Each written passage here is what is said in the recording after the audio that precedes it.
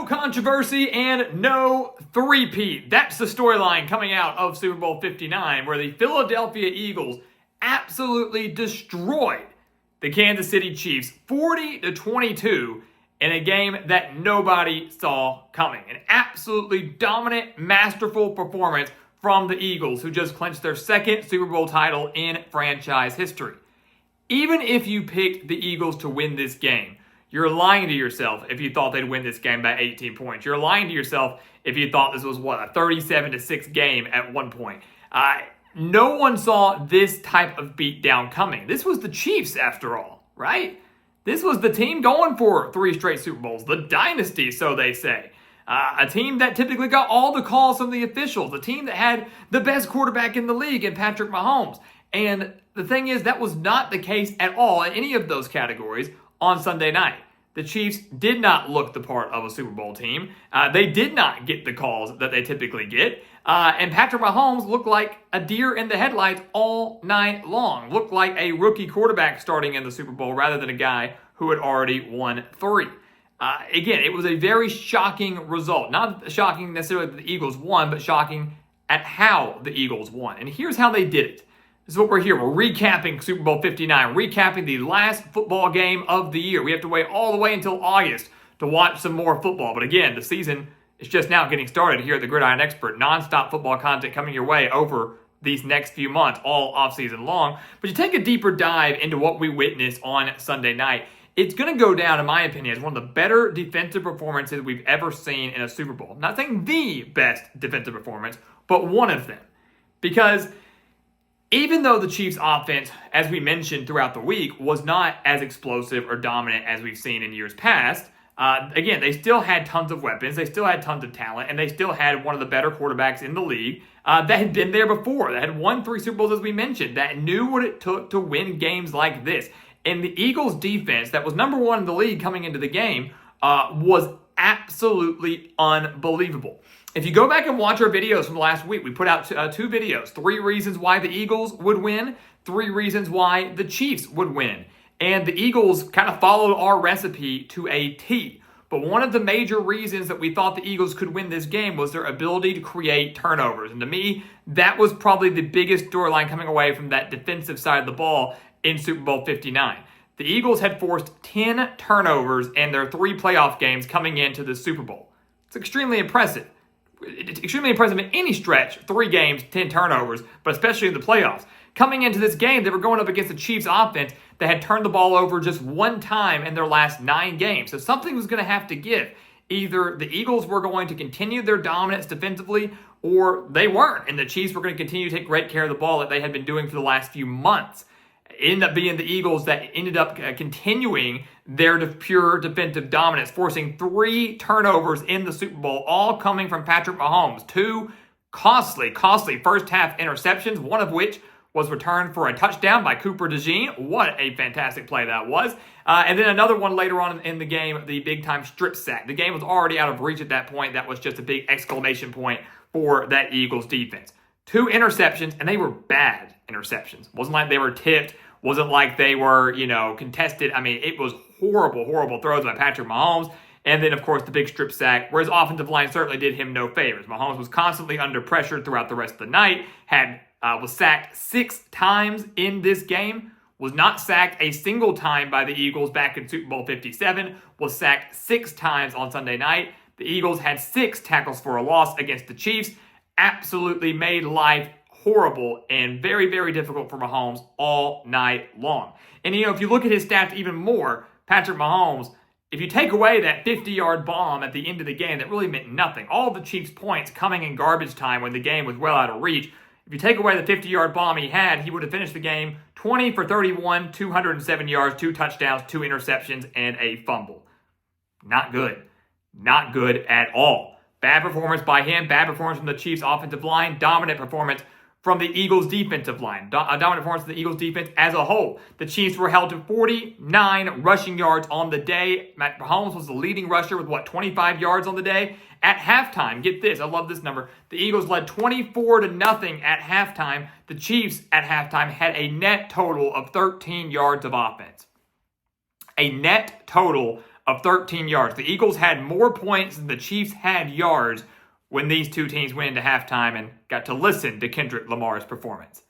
Unbelievable. The Chiefs didn't even cross midfield. They did not enter Eagles territory until there was 2:33 remaining in the third quarter, and they were already down 34-0 at that point. That's unheard of.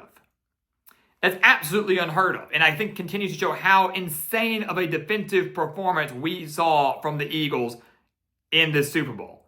Really, it truly was mind-blowing how dominant they were. And we're acting like we're surprised by this. This was the number one defense in the league. I think what was more surprising was the fact that they did it against the Chiefs team. They even last year, when they won the Super Bowl with the 49ers, didn't have the best of offenses in the world.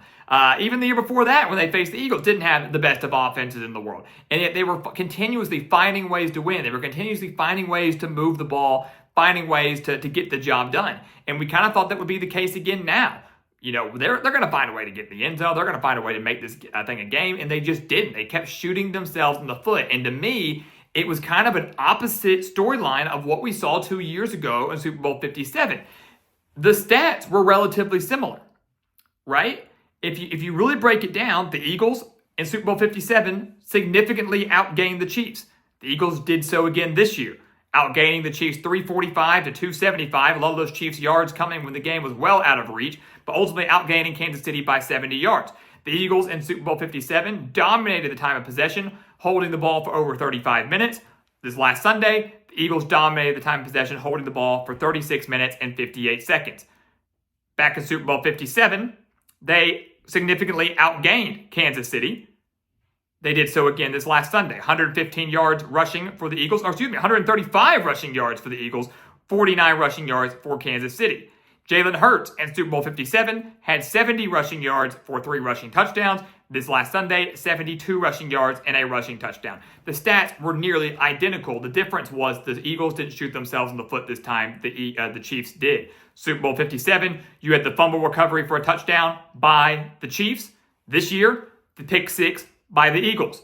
You had the big punt return for the Chiefs last year, or in Super Bowl 57. This year, you could say it was the strip sack. You could say it was the clutch interception right towards the end of the first half. So many other instances you could add up to. But bottom line is, it was the Eagles' mistakes that helped lead to the Kansas City victory in Super Bowl 57. It was the Chiefs' mistakes now that helped lead to the Eagles' victory in Super Bowl 59. And give a lot of credit, too, to Jalen Hurts, the Super Bowl MVP. 293 total yards on Sunday, 3 total touchdowns, including that miraculous, beautiful tush push that he had at the beginning of the game, the pretty much unstoppable play that the Eagles have mastered. 3 total touchdowns and nearly 300 total yards for the Super Bowl MVP. If you go back and look at our 3 keys for the Eagles, if you go back and look at when we put this out last week, we said they were going to win. They were going to win because of their ground game.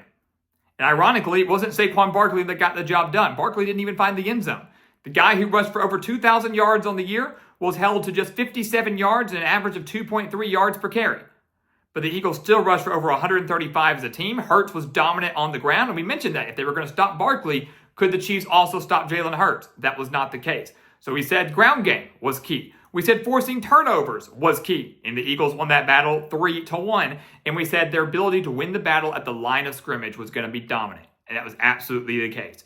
Jalen Hurts was only sacked 2 times in this game. There were only a handful of tackles for a loss from the Chiefs in this game. The offensive line did their part. They opened up the running lanes. They gave Jalen Hurts time to deliver. And the defensive line, as we mentioned, was absolutely phenomenal. Patrick Mahomes was under pressure all night long, forced him into tons of mistakes, forced him into a lot of missed throws that he normally would make, made life extremely difficult where the offense could truly never get anything going. And when they found just even the slightest bit of success, the game was too far out of reach. The Chiefs, on the other hand, our keys for them were to take care of the football. As we mentioned, they were unable to do that. Finding a way to win the close games that they have all year long couldn't happen because the game was never close. And we thought, honestly, that the refs might play a role in this game. And the Chiefs somehow, ironically, were called for more penalties. 7 penalties for 75 yards in this game. One of the more penalized games yardage-wise for the Chiefs that we've seen in a long, long time. But even the refs, even if they'd wanted to, could not have saved Kansas City from this dominant performance from start to finish on both sides of the ball from the Philadelphia Eagles. So the game wasn't that exciting. It was not like we saw 2 years ago, a 38-35 matchup that came down to the wire. It wasn't like many of the other Chiefs Super Bowls we've seen. All 3 Super Bowls that the Chiefs have won have been very close, exciting games. We thought this could be another close one. This was absolutely not the case. The Eagles were a team on a mission. They were a team out for redemption. They were a team out to prove the doubters wrong. They were a team out to save America, to save everybody else that was not named the Chiefs from suffering from a Chiefs three-peat. At least that's what a lot of people say. They didn't want to see that. They didn't want to have to deal with that. They didn't want to have to hear that. They didn't want to have to hear the phrase Chief-peat all off-season long. The Eagles absolutely delivered, and they did so in a way that no one thought possible and a way that no one expected. But for now, the Philadelphia Eagles are on top of the football world. They are your Super Bowl 59 champions. Second Super Bowl title in franchise history, redeeming themselves from their loss to the same team just 2 years ago. The million-dollar question, could this be the start of a Super Bowl streak for the Eagles, or will the Chiefs reclaim their crown next year, or will it be someone completely different? Of course, we'll have analysis for you every step of the way as we get closer and closer to the start of next season, which will be here before you know it. So guys, as always, thank you so much for watching us here at the Gridiron Expert on YouTube. We thank you so much for following us throughout this entire season, both for college football and for NFL. We're still going to be bringing you nonstop content year-round here at our channel. So even though there's no more football on until August, we will have nonstop football content for you here on our channel. All the more reason to like, to comment, subscribe, to share our videos, to check out everything down in the description below, including our exclusive content over on thegridironexpert.com. Everything there is for you to take advantage of and to become a member of our GE Nation. And once again, as always, thank you so much for watching, and we'll see you next time right here on The Gridiron Expert. Yeah.